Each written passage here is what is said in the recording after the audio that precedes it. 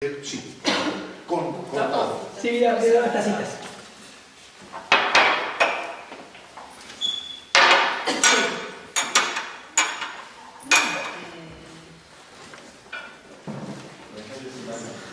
Quedaron todos sin palabras. Abramos un diálogo así, pueden preguntar, o sea, del mensaje de la mañana, como decía hoy. Yo tengo una pregunta, Pastor, que Sí. por ahí nos puede ayudar a todos. El grupo es bastante distinto, de hecho, hay argentinos, brasileños, de otros países también. Y bueno, creo que eso también va a ser en común del grupo forever, ¿no? Porque nos reta que hay mucha gente también en otros países. ¿Hay alguna recomendación en especial que tenés para eso? O sea, yo en lo personal, por ejemplo, me he dado cuenta de que hay cosas a veces que de repente se interpretan diferente, porque hay formas de hablar distintas, ¿no? Ayer estábamos hablando con una gente de este vecino, tenemos vecinos que hemos invitado a nuestra iglesia y este vecino en particular trabaja con canción, por ejemplo, ¿no? Y ahora se iba a Brasil porque nos contaba que en Brasil, a pesar de que Brasil está carísimo financieramente hablando como país, la iglesia evangélica de Brasil es tan grande y genera tanto recurso que es un negocio así de una, y que el brasileño tiene un entusiasmo tan grande con el Señor que la gente ni siquiera tiene que hablar, van solo a la iglesia, ni siquiera invitan, van y por eso las iglesias son de 10.000, 12.000, 15.000. Claro, hay diferencia en nosotros, porque nosotros somos más, ¿viste? La repensamos, somos bastante de tener cuidado, más en este clima, ¿viste? Bueno, vos bien lo dijiste, que hay que ser también meternos en lo que ellos hacen para no ser tan metidos.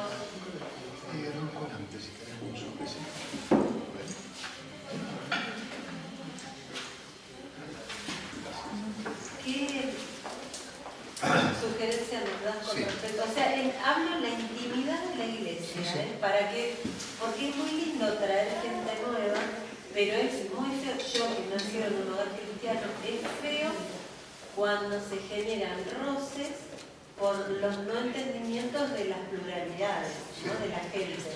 Y eso es lo que por ahí desde el inicio podríamos todos tener claro para decir, bueno, somos diferentes en algunos caracteres y formas de ser, pero apuntamos a lo mismo y vamos a apuntar solamente a eso.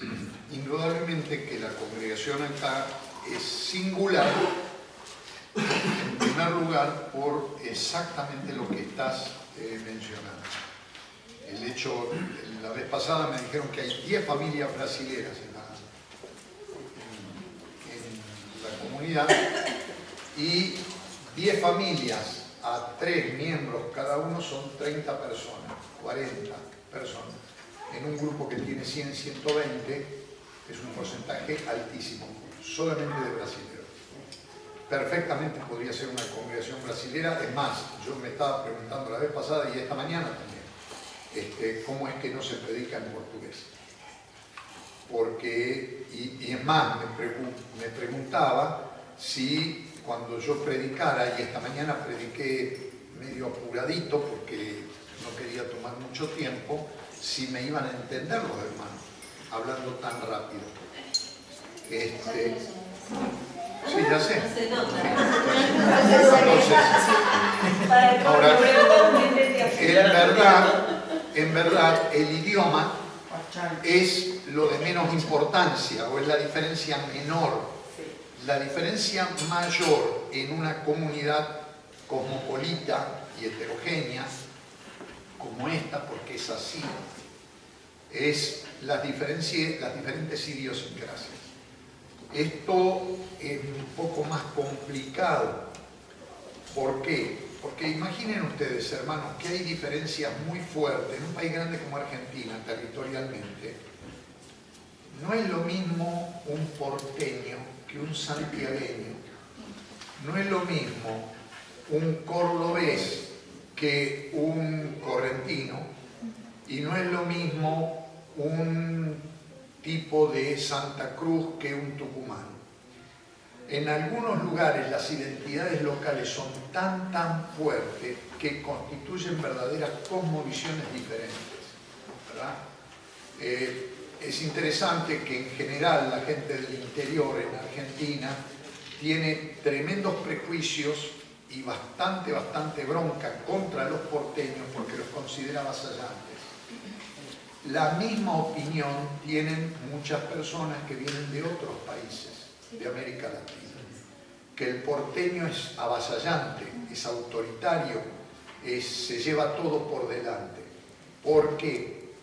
Porque la manera de hablar de un porteño, la manera de pronunciar el castellano y la manera de expresarse, que generalmente es muy directa, nosotros no nos damos cuenta, pero es muy directa, es ofensiva para el otro. Significa avasallamiento, significa asalto, ¿verdad? Entonces eso genera, la primera reacción de una persona que no está muy al tanto de la cultura local es ponerse a la defensiva. Y la segunda reacción es reaccionar violentamente para defenderse de lo que entiende es un ataque, cuando no lo es. Es simplemente la manera en que nosotros hablamos y la manera en que nosotros actuamos, que parece ser así. Entonces, si ustedes lo trasladan esto a una paleta multicolor, donde tenés casi representado a todo el continente, la cosa se complica. Desde el punto de vista humano es muy difícil crear consenso en una situación así. La única cosa que queda es establecer un nuevo lenguaje, nuevas vías de comunicación y nuevos códigos de comunicación, que son los que da la fe. Lo que no puede hacer el mejor esfuerzo humano de comprensión, de entendimiento, de bajar prejuicios, etcétera, etcétera, lo puede hacer el Espíritu Santo. Solo el Espíritu Santo fue capaz de juntar 13, 14, no me acuerdo cuántos idiomas el día de Pentecostés y hacer que todos anunciaran el mismo Evangelio. Eso es un milagro. El mismo mensaje, dicho en una docena de lenguas diferentes que todo el mundo entendió, desde su planteo cultural. El lenguaje del Espíritu Santo, además de este lenguaje sobrenatural, es el lenguaje del amor. El amor es el lenguaje de los sordomudos, el amor es el lenguaje de los ciegos y el amor es el lenguaje entre personas que no entienden una palabra de lo que el otro está diciendo. Vos te agarras a un chino y el chino te mira con cara de chino y vos le decís que Dios te bendiga, chino, y el chino te dice pero no entendió nada. Le das un beso y por ahí, si el código lo permite, porque este es otro tema, el código, si el código lo permite, o lo tomás de la mano o lo mirás a los ojos con amor, el chino te va a entender. El chino te va a entender. Entonces, es establecer una profunda relación de amor. Cuando el amor impera, luego esas chispas que son inevitables viene un tipo y te dice fulano de tal debe estar enojado conmigo porque no me saludó. A ver, primero, ¿qué entendés vos por saludo? No me dio la mano. Y bueno, para vos darte la mano es un código importante, para él no. O este tipo es un degenerado. Me acuerdo de un misionero norteamericano, no sé cuánto conoce usted al pastor Loredo, Ignacio Loredo, era pastor en San Justo. Cae un misionero norteamericano con la esposa. Apenas pisa en el templo, Loredo se le va el humo a la esposa y le zampa un beso de aquello efusivo, abrazándola, apretó bien apretadita y le encaja un beso en la cara. El misionero estaba por sacar el revólver. ¿Por qué? Porque las leyes de politeness, ¿cómo sería?, de etiqueta, dicen que tenés que mantener una yarda de distancia de tu interlocutor. Y con una mujer, más. Este se le fue encima, la abrazó, la besó, que yo qué sé, recién la veía. Es inaceptable en la cultura americana, por lo menos lo era, pero no hace mucho. Entonces, hay ciertos códigos que también hay que tratar de conocer. Obviamente, el que tiene la tarea más complicada en este sentido, el pobre pastor, que más o menos tiene que conocer los códigos de todo el mundo para no meter él la pata. Pero después, si en la comunidad impera el amor, es posible superar estas diferencias de código de comunicación que permitan el desarrollo de una comunidad heterogénea. Lo que sí hay que tener en claro es que la comunidad va a ser heterogénea. La comunidad es heterogénea. Y va a seguir siendo mientras estén dadas las condiciones socioculturales que imperan acá. Filipo era una iglesia heterogénea, porque era un lugar de paso, era una guarnición romana, era el lugar de paso. Los que no eran soldados, eran comerciantes, venían todos de distintos lugares a hacer plata. A Filipo era heterogéneo. Y fue una iglesia feliz, decíamos recién. ¿Se entendieron? Pero se entendieron en el amor. De hecho, el amor, además del gozo, el amor es clave en la carta de Pablo a los Filipenses. Haya pues en vosotros el mismo amor que hubo en Cristo Jesús, el cual siendo en forma de hombre no estimó el ser igual a hombre. Esa entrega de Jesús, identificación total de Él con la humanidad, es la que tiene que haber en una iglesia de este tipo. Una entrega total. Incluso si yo tengo que renunciar a cosas propias de mi cultura, maneras propias de mi cultura, por amor al otro, tengo que estar dispuesto a hacerlo.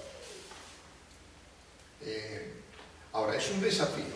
Conozco una iglesia en Estados Unidos, en California, en Pasadena, una iglesia hispana bastante grande, que tuvieron problemas terribles. Tuvieron 2 pastores argentinos y los 2 fracasaron como pastores precisamente por eso. Peor todavía, porque la mayor parte de la gente ahí venía de Centroamérica, donde las diferencias son terribles, Si hay diferencia entre un porteño y un correntino o un santiagueño, ni quieran saber la que hay entre un guatemalteco y un salvadoreño. O un nicaragüense y un hondureño. Terribles. Son diferencias muy fuertes. Además de otros factores, porque a esto se agrega también, en estos casos, los complejos con los que viene la gente. Entonces, también depende de qué sector socioeconómico cultural viene una persona. Cuanto más ignorante es una persona, mayor es el prejuicio. Acá tenemos una Cuanto ventaja. más socialmente y económicamente vulnerable es una persona, más a la defensiva está contra cualquier cosa que es ajena, extraña, diferente de lo que él o ella es. Acá corremos con ventaja en ese sentido. Claro, porque la gente viene ya tal vez de haber estado en otros países, entonces cuando ya pasó por el cambio de si la persona está metida en el mundo de los negocios, cuando vos haces business, no importa si es negro, blanco, rubio, azul, alto, bajo, no importa un pico, haces business. Entonces la mentalidad es mucho más abierta. Por eso digo, cuanto más bajo el nivel social, económico y cultural, más complicado es. Y este es el problema en las iglesias hispanas en Estados Unidos, que reciben gente de todos lados. Yo dije más de una vez, ir de pastor, por ejemplo, un argentino que se va de pastor allá, tiene que ir con mentalidad misionera a cumplir un ministerio transcultural. Es lo mismo que ir a predicarle a los musulmanes en el norte de África. Y si vos no estás dispuesto a pagar el precio, mejor no vayas porque vas a fracasar. Es otro mundo, es otra cultura, es otro lenguaje. Además de que tenés que aprender un diccionario nuevo, con palabras que nosotros... Hay que aprender un diccionario nuevo con los brasileros.